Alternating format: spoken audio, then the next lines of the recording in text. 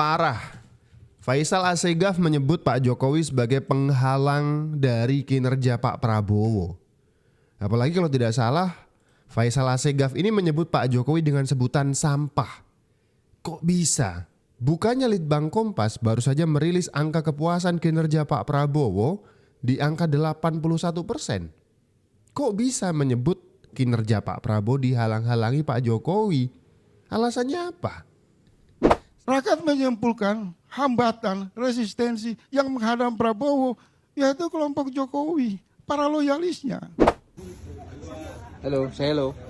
Padahal Pak Jokowi itu tidak jadi presiden pun, masyarakat masih berbondong-bondong untuk sowan. Selamat datang di Sudut Pandang. Ini saya sebutnya lupa ingatan. Faisal Assegaf ini terkadung benci kepada Jokowi, padahal Pak Jokowi punya jasa yang tidak kalah besar dibandingkan misalkan dengan jasanya Faisal Assegaf ke negara ini, mungkin gak ada apa-apanya. Kok tega mulutnya menyebut Pak Jokowi dengan sebutan sampah? Apa alasannya? Apa lewat Menteri Kelautan dalam kasus pagar, pembongkaran pagar laut. Rakyat menyimpulkan hambatan, resistensi yang menghadang Prabowo yaitu kelompok Jokowi, para loyalisnya. Misal, indikasi hambatan yang paling mengganggu Prabowo misal di bidang keamanan. Tadi kan itu sudah Anda sampaikan. Satu-satu. Kan Anda tanya sampah, kan saya harus Tadi jelaskan sudah disampaikan. Saya Menurut saya gini, saya 1 menit Bu Irma, Kalau jangan dipotong dulu Bu Irma. kalau Anda bilang saya Jokowi banget, saya bilang pembenci Jokowi banget. Saya nggak mau masuk di wilayah curhat. Nggak bisa itu juga. Saya bicara dalam Nggak konstruksi. boleh begitu, nggak bisa begitu, dalam konstruksi Bos. kebijakan. Nggak bisa. Jadi kita itu harus fair, ya. Kalau bisa bicara saya itu lanjut harus fair. sedikit aja? Tadi Anda ngomong, saya diam. Setengah menit. Nah, ketika saya ngomong ya bisa sudah Pak, selesai. makanya saya lanjut setengah menit dan saya Nggak bisa berhenti. begitu. Saya mau membuktikan. Nggak bisa. Anda sudah nyampaikan itu tadi di depan. Apa yang menjadi Jangan beban diulang-ulang Prabowo yang terus. disebut Jokowi? Jangan Itu diulang-ulang ya, terus. Saya mau lanjut ya. Anda hanya Contohnya, ingin mengadu domba antara hampir Jokowi dan Pak Prabowo. setiap- Itu masalahnya. Bu Irma dengar sebentar Bu Irma. Nggak Izin. bisa. Saya nggak mau dengar Saya karena nggak Anda tanggapi mengadu domba. Saya mau bisa sama Andi Cukup kok. Pak Karni. Nggak bisa. Ya udah, Selesai. dua. Nggak boleh. Dua. Orang lain lagi yang bicara. Dua-dua Udah, agak cukup yang lain lagi. Ya berantem. Intinya cuma satu, Pak Prabowo dan Pak Jokowi jangan sampai akur. Harus dipisah, harus bertengkar gitu. Seneng banget ketika dua tokoh ini tidak akur gitu. Artinya ketika persatuan itu terjadi antara Pak Jokowi dan Pak Prabowo ini bersatu gitu, ada yang takut berarti kan? Halo, saya halo. Padahal Pak Jokowi itu tidak jadi presiden pun, masyarakat masih berbondong-bondong untuk sowan ke rumah Pak Jokowi. Kali ini ada masyarakat dari Melbourne ya, dari Australia datang ke rumah Pak Jokowi untuk sekedar sowan. Silakan biar kamera dulu. 1, 2, 3. Ini orang yang oleh Faisal Assegaf disebut sampah. Ternyata masih sangat dicintai oleh rakyatnya.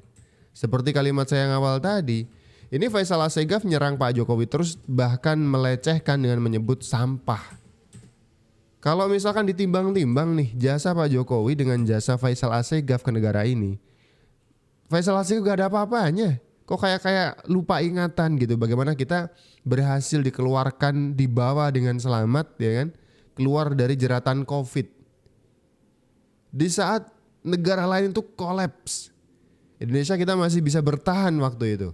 Dan bahkan langkah-langkah yang diambil oleh Pak Jokowi waktu itu mendapatkan apresiasi dari pemimpin-pemimpin negara yang lain maksud kan. Kenapa nggak melihat sampai ke sana juga gitu? Sampai-sampai harus menyebut Pak Jokowi dengan sebutan sampah. POV dari Nias ke Solo. Dari Nias jauh-jauh ke Solo. Hanya untuk ketemu Pak Jokowi. Bapak. Ada nggak?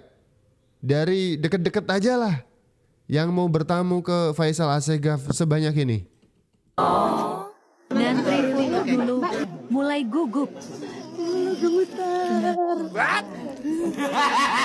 Gemetar. Ditenangin pas pampres Pak Jokowi.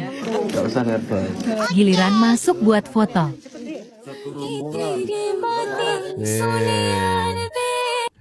Jadi Jokowi yang Anda hina-hina itu masih dicintai, mungkin sangat dicintai oleh rakyat.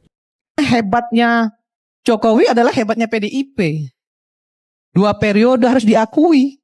Sipil mampu menguasai negara ini 2 periode itu luar biasa. Terus kalau tadi Haris bilang soal demokrasi di era Jokowi, kalau menurut saya demokrasi di era Jokowi itu malah kebablasan. Kenapa saya bilang kebablasan? Rocky Gerung bisa mengatain bajingan tolol sama presiden.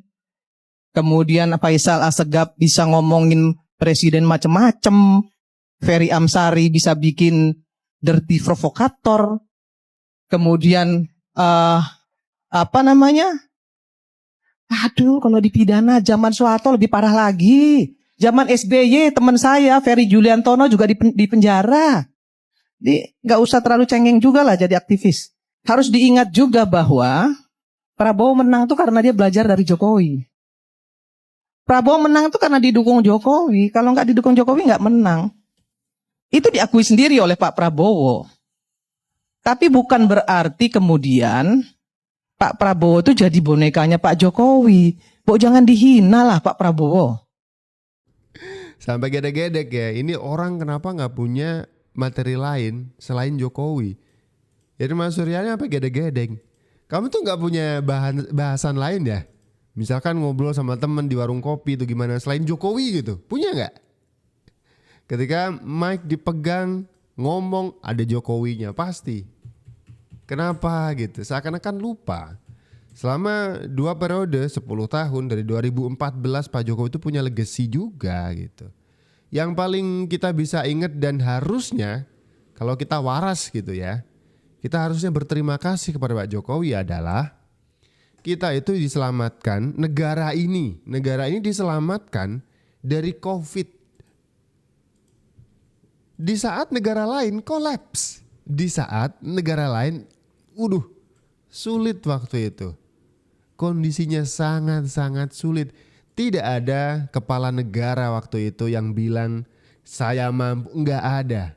Meringis kesakitan semuanya. Sulit saat itu. Dan kita di bawah kepemimpinan Jokowi, kita Indonesia bisa. Gak ada terima kasihnya. Siapa sih Pak Jokowi ini? Saya tidak kenal Pak Jokowi. Saya tidak mendukung Pak Jokowi. Bukan projo saya ini. Tapi saya melihat Pak Jokowi itu dari sisi kebatinan. Dan di sini ada video bukti otentik guys. Ini bukti nyata guys ya. Dilihat dari Kompas TV, ada sosok buzzer dari tim sebelah yang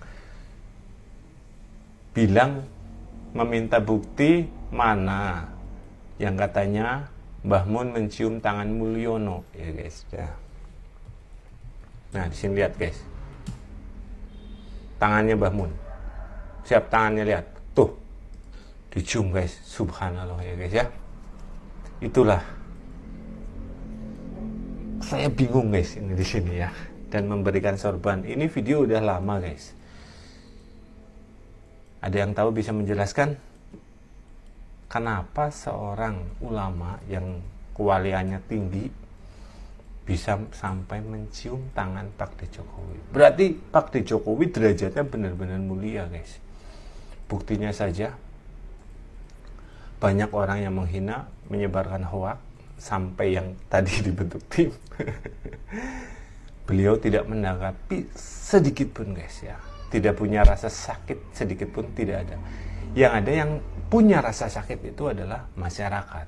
Dengan cara apa? Yaitu membalas di partai, ke partainya, di pemilihan suara. Karena yang ini, siapa Mbah Mun dulu? Kalau pengen tahu siapa Mbah Mun dulu, nggak perlu dijelaskan panjang lebar ya guys ya.